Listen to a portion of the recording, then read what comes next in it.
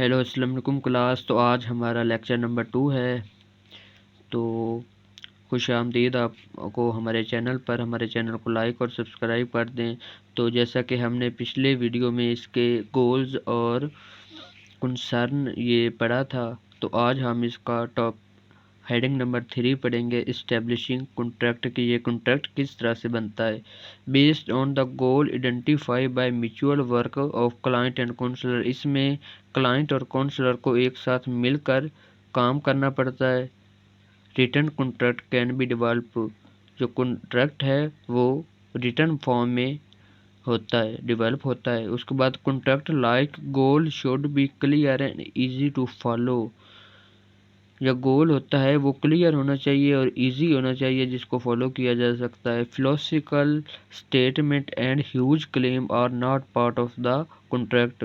Philosophical statement जो होती हैं और जो ह्यूज क्लेम इसमें होते हैं वो कॉन्ट्रैक्ट का हिस्सा नहीं होते। उसके बाद statement is concerned include words like might, should, may be, try, इसमें जो लफ्ज़ यूज होते हैं वर्ड्स वो होते हैं might, should, may be, try, etc। तो उसके बाद इसका नेक्स्ट पार्ट है कीपिंग रियलनेस। कीपिंग रियलनेस मतलब होता है जो एक दूसरे के साथ रियल हों, एक दूसरे को चीट ना करें, तो ही ये कॉन्ट्रैक्ट जो होता है वो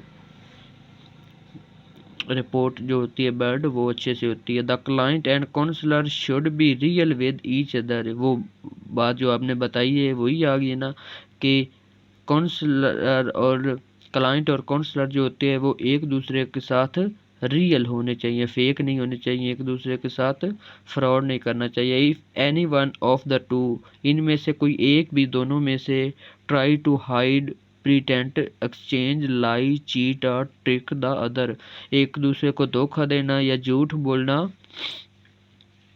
चीट करना, the counselling relationship might be damage, तो इससे इनका रिलेशनशिप खराब हो जाएगा जब एक ही दोनों में से झूठ बोलेगा या कुछ छुपाएगा। For promoting realness of client counsellor relationship, अगर आप क्लाइंट और काउंसलर के रिलेशनशिप को आगे बढ़ाना चाहते हैं तो इसके लिए आपको चाहिए होनेस्ट होना चाहिए, एक दूसरे के साथ ओपन ट्रस्ट, एक दूसरे पर ट्रस्ट होना चाहिए, क्लियर होना चाहिए एंड जेन्युइन नॉन जजमेंटल होना चाहिए। तो उसके बाद चलें नेक्स्ट चलते हैं, ऑब्जर्विंग नॉन वर्बल गेस्चर। इसमें जो होता है counsellor need to non verbal gesture of the client, इसमें जो काउंसलर होता है वो क्लाइंट का नॉन वर्बल जो गेस्चर उसकी हरकत होती हैं उसको जज करना चाहिए। For example non verbal cause like how to client is sitting, कि क्लाइंट किस तरह से बैठता है, एक्सप्रेशन उसके किस तरह से हैं उसके फेस पे, तो वो रिलैक्स है या वो ज़्यादा परेशान है, कंफ्यूज है, तो ये सब चीज़ें काउंसलर को ऑब्जर्व करनी है। उसके बाद शोइंग एम्पैथी आ जाता है। इसमें क्या होता है, आपकी जो एबिलिटी होती है, आपके जो थॉट होते हैं, आपके जो आइडियाज़ होते हैं, आपने दूसरों के साथ शेयर करने होते हैं, उसको एम्पैथी बोलते हैं। तो उसके बाद इसके आ जाते हैं, आगे चलते हैं, communication with client.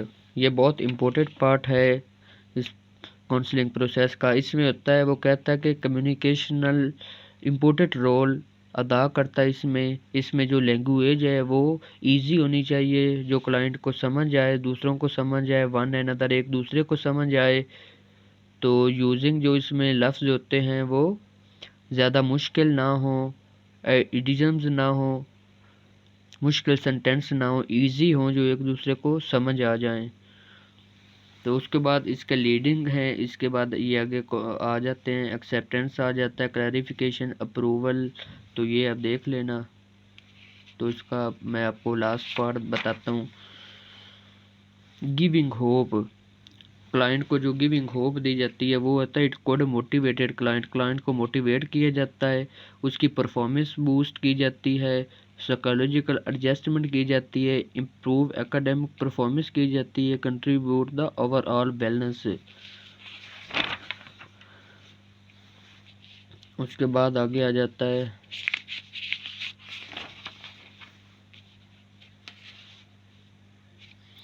Self disclosure mean share your own experience, feeling, thought, counselling process में हो जाता है। सेल्फ कंसेंट, आपकी अपनी जो फीलिंग है, एक्सपीरियंस हैं, थॉट्स हैं, उसको बयान करना, उसको बताना। तो उम्मीद है आपको वीडियो अच्छी लगी होगी, तो वीडियो को लाइक और शेयर कर दें। Thank you very much.